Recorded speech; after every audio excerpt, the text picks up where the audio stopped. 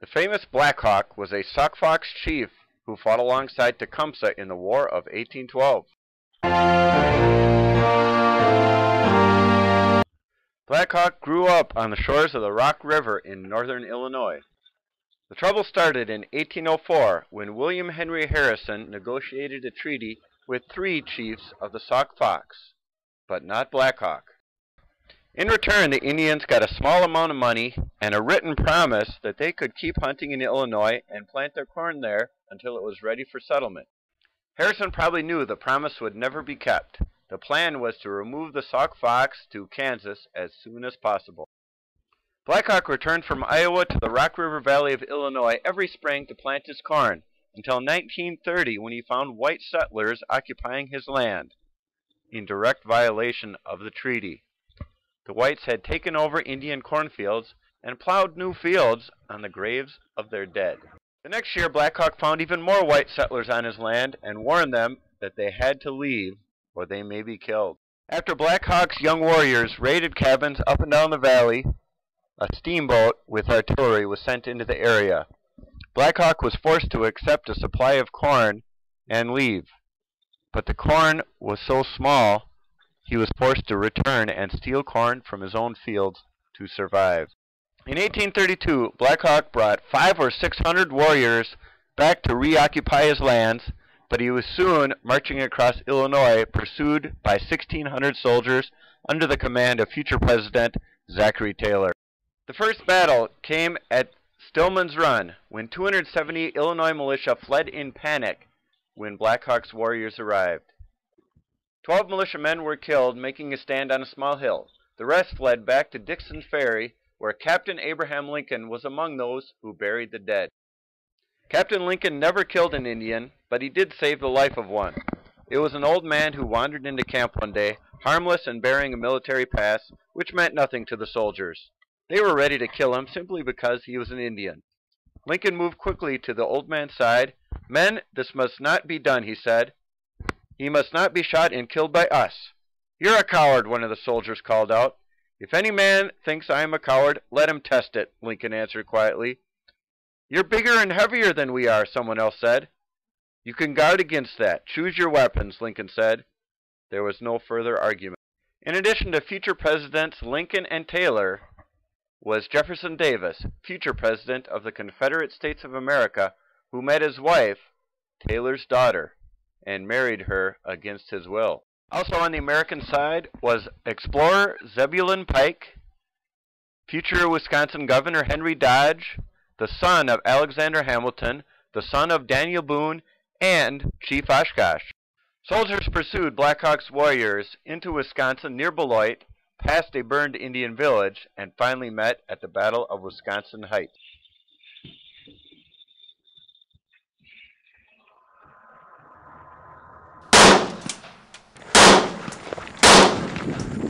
The militia caught up with Black Hawk's warriors as they were trying to cross the Wisconsin River near Sauk City, Wisconsin. Warriors appeared on the hillsides and were pursued by 3 U.S. scouts who chased them within a mile of their camp and killed 2 Sauk warriors.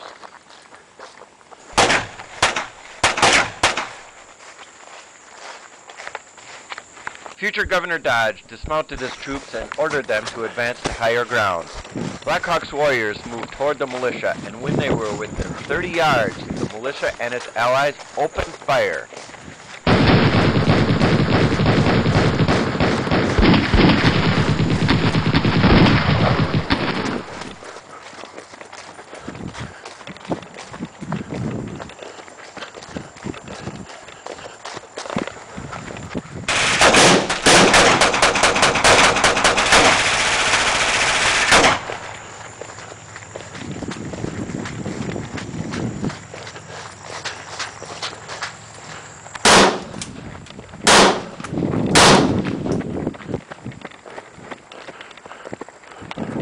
Black Hawk ordered his men to stand their ground and never yield it to the enemy.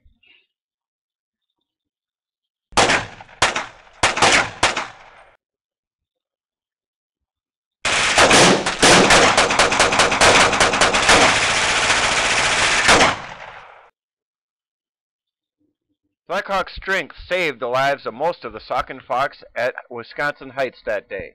The warriors fought with the militia while most of the civilians escaped using rafts across the Wisconsin River.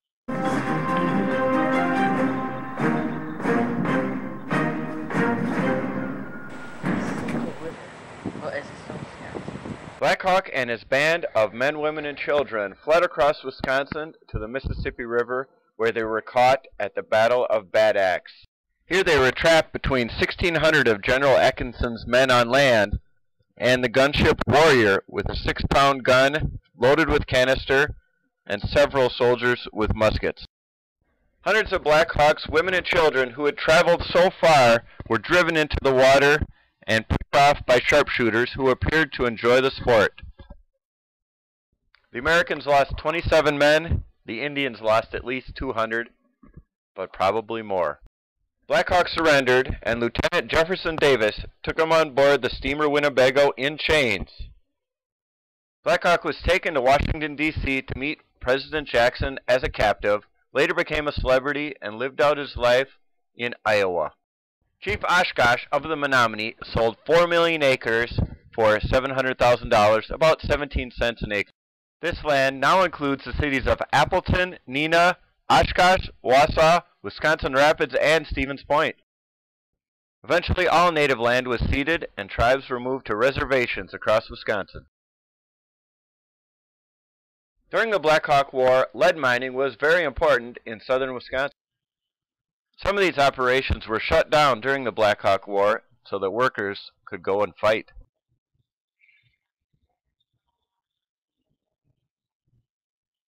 One operation was built on a cliff overlooking the Wisconsin River. Lead was melted in a furnace at the top of the tower and then dropped down a vertical shaft. And they dropped them down here, and they became shot.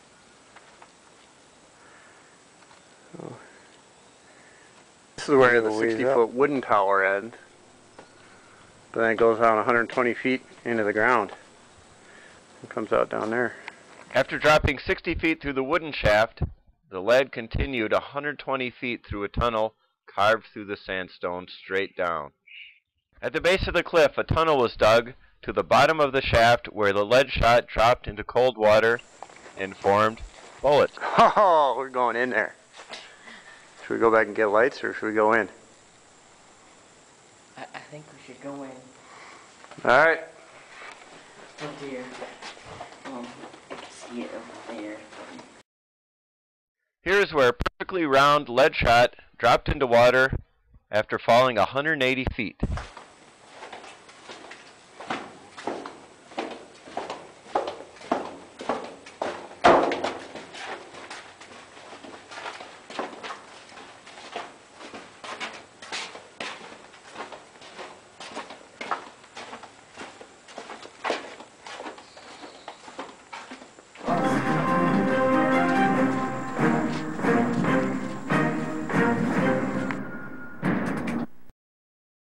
Finally, the shot was loaded onto barges and sent up and down the Wisconsin River.